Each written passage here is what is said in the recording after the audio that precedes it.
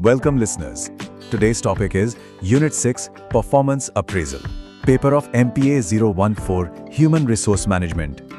आज हम इस बहुत ही इंटरेस्टिंग और ज़रूरी टॉपिक को डीकोड करने वाले हैं। ज़रा सोचिए, किसी मशीन को चेक करना या उसे रिपेयर करना कितना आसान होता है ना? लेकिन जब बात एक इंसान की आती है, उसकी काम करने की क्षमता और परफॉर्मेंस को मापना, तो ये अपने आप में एक बहुत बड़ी चुनौती बन जाता है। और इसी चुनौती का जो सॉलिड सॉल्यूशन है, उसे हम परफॉर्मेंस अप्रेजल यानी निष्पादन मूल्यांकन कहते हैं। इस एक्सप्लेनर में हम इसी कॉन्सेप्ट की पूरी गहराई तक जाएंगे।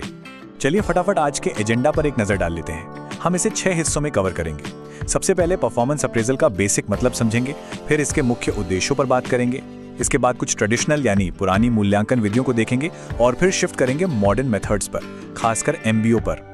उसके बाद जानेंगे कि इंडियन ब्यूरोक्रेसी में ये अप्रेजल सिस्टम कैसे काम करता है और फाइनली इसमें क्या सुधार किए जा सकते हैं, उन सुझावों पर चर्चा करेंगे। तो सेक्शन 1 से शुरुआत करते हैं, निष्पादन मूल्यांकन का अर्थ और महत्व। जैसा कि हमने अभी बात की, एक मशीन और एक इंसान को जज करने में जमीन आसमान का फर्क होता है। असल में ये परफॉर्मेंस अप्रेजल है क्या? अगर इसे सिंपल शब्दों में समझें तो ये किसी भी एम्प्लॉय की पास्ट और प्रेजेंट परफॉर्मेंस को मापने का एक सिस्टमैटिक तरीका है। और इंटरेस्टिंग बात यह है कि ये सिर्फ नंबर्स का खेल नहीं है, यानी ये सिर्फ क्वांटिटेटिव नहीं होता बल्कि क्वालिटेटिव भी होता है। ये सिर्फ ये नहीं देखता कि अतीत में क्या काम हुआ, बल्कि ये भी चेक करता है कि उस इंसान में फ्यूचर के लिए कितना पोटेंशियल है, मतलब वो आगे चलकर ऑर्गेनाइजेशन की ग्रोथ में कितना बड़ा रोल प्ले कर सकता है। अब आते हैं अपने दूसरे सेक्शन पर। एक बड़ा सवाल ये उठता है कि आखिर ये सब करने की जरूरत ही क्या है? इतनी मेहनत करके मूल्यांकन क्यों किया जाए? इसका जो सबसे कोर पर्पस है वो सिर्फ गलतियां निकालना या किसी को पॉइंट आउट करना बिल्कुल नहीं है, बल्कि इसका मेन फोकस मॉनिटरिंग, इवैल्यूएशन और कंट्रोल पर होता है। ये एक पूरी मैनेजमेंट डेवलपमेंट एक्टिविटी है जिसका गोल एक ऐसा एनवायरनमेंट बनाना है जहां कंपनी और एम्प्लॉई दोनों साथ मिलकर अपने अपने गोल्स अचीव कर सकें। अगर हम इन उद्देश्यों को थोड़ा और बारीकी से देखें तो इन्हें 4 मेन कैटेगरीज में डिवाइड कर सकते हैं। पहला है एडमिनिस्ट्रेटिव काम, जैसे कि किसे प्रमोशन मिलना चाहिए, किसे रिवॉर्ड मिलेगा या किसका ट्रांसफर होना है। दूसरा है कम्युनिकेटिव ऑब्जेक्टिव, मतलब एम्प्लॉयज को सही फीडबैक देना और उनके साथ फ्यूचर गोल सेट करना। तीसरा और शायद सबसे अहम है करियर डेवलपमेंट।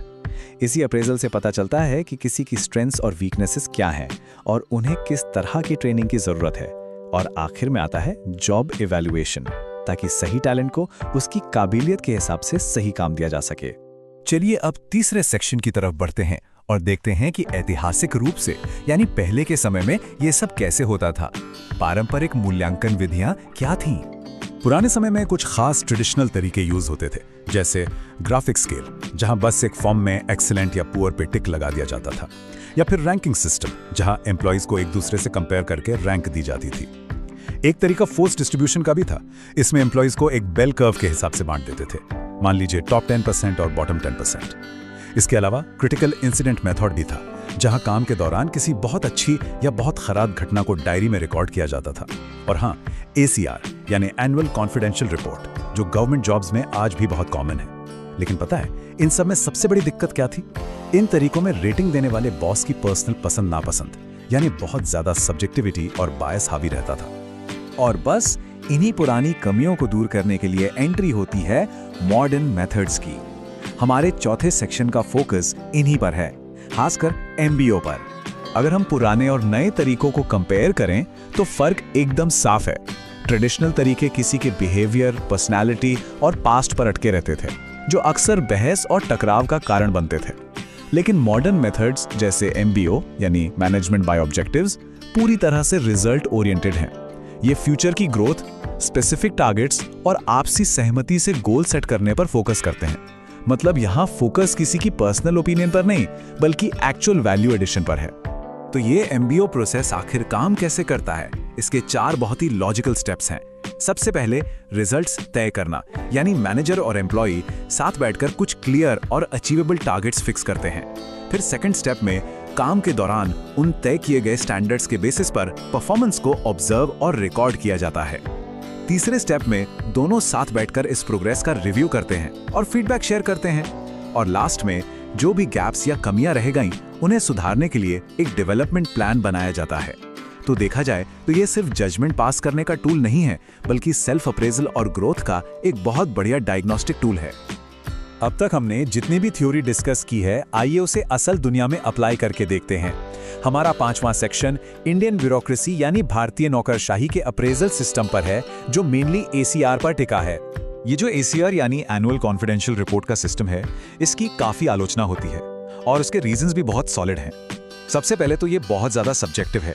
कई बार इसे सिर्फ चापलूसी या सब्सर्वियंस करवाने के एक टूल की तरह इस्तेमाल किया जाता है। दूसरा, रिपोर्ट लिखने में अक्सर इतनी देरी हो जाती है कि असेसमेंट करने वाले अधिकारी खुद भूल जाते हैं कि साल भर में एक्चुअल परफॉर्मेंस कैसी थी।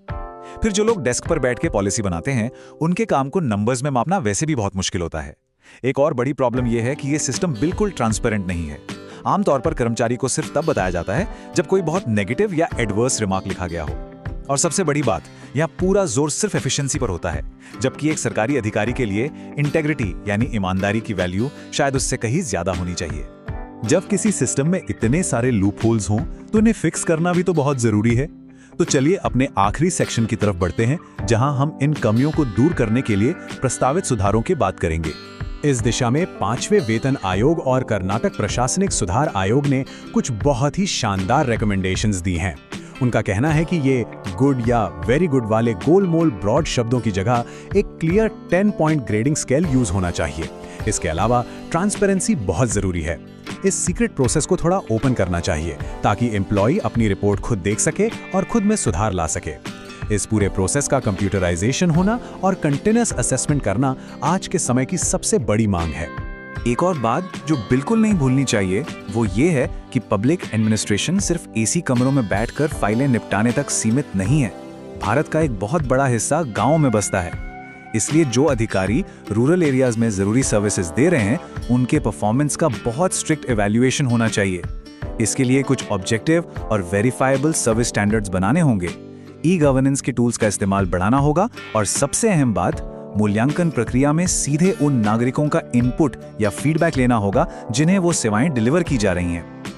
अब इस पूरी चर्चा को समेटते हुए एक सोचने वाला सवाल सामने आता है।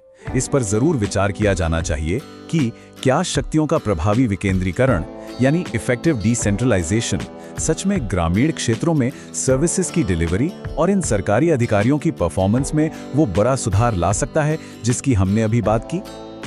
Thank you for watching. Next unit will be discussed in next video. If you like to attend the quiz, see the description. Quizzes. Please do like, subscribe and share.